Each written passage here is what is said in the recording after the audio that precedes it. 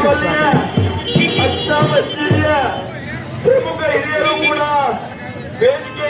ಉಪಾಧ್ಯಕ್ಷರು ವೇದಿಕೆ ಮೇಲೆ ಆಗಮಿಸಬೇಕು.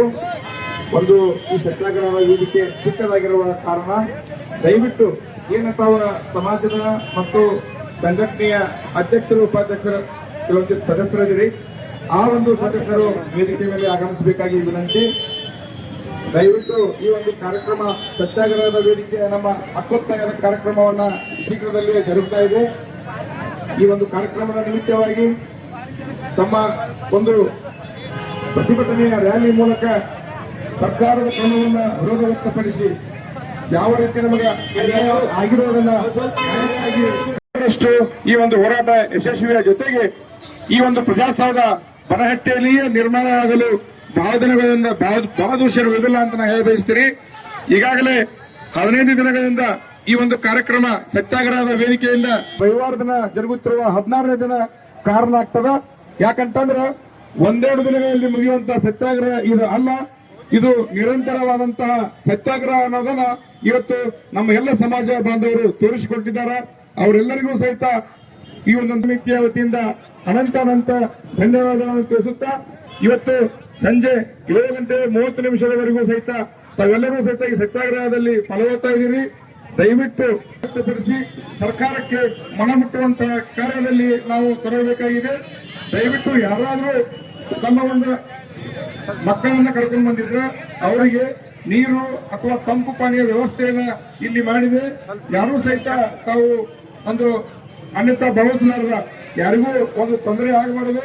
ಆ ಒಂದು ತೊಂದರೆ ಆಗದ ರೀತಿಯಲ್ಲಿ ಸತ್ಯಾಗ್ರಹ ವೇದಿಕೆ ನೋಡಿಕೊಳ್ತಾ ಇದೆ.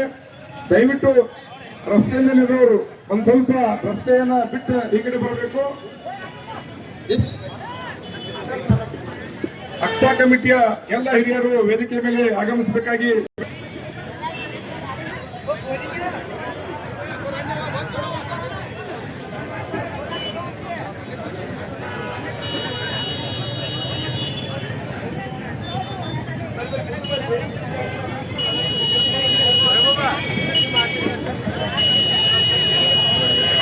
ಆಗಮಿಸಿರ್ತಕ್ಕಂಥ ಎಲ್ಲ ಗುರು ಹಿರಿಯರಿಗೆ ಸ್ವಾಗತವನ್ನು ಕೋರುತ್ತಾ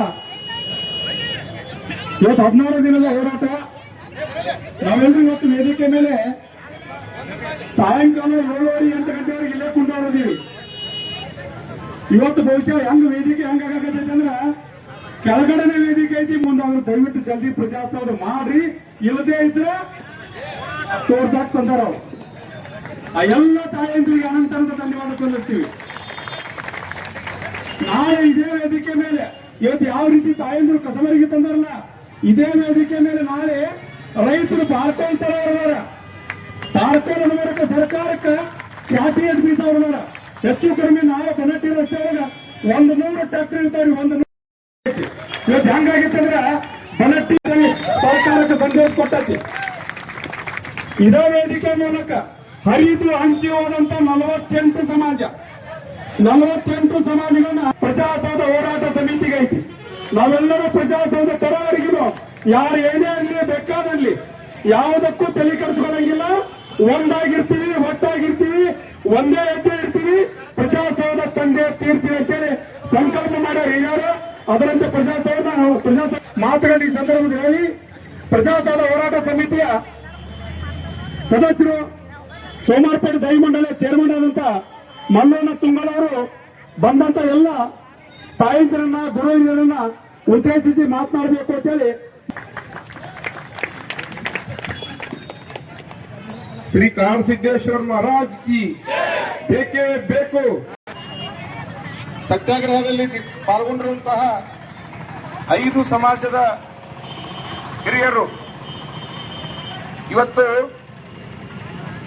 ಮೋಪಗಾರ ಸಮಾಜ, ಮರಾಠ ಸಮಾಜ, ಭಜಂತ್ರಿ ಸಮಾಜ, ಅಶೋಕ್ ಕಾಲನಿಯ ನೇಕಾರ ಸಂಘಟನೆ,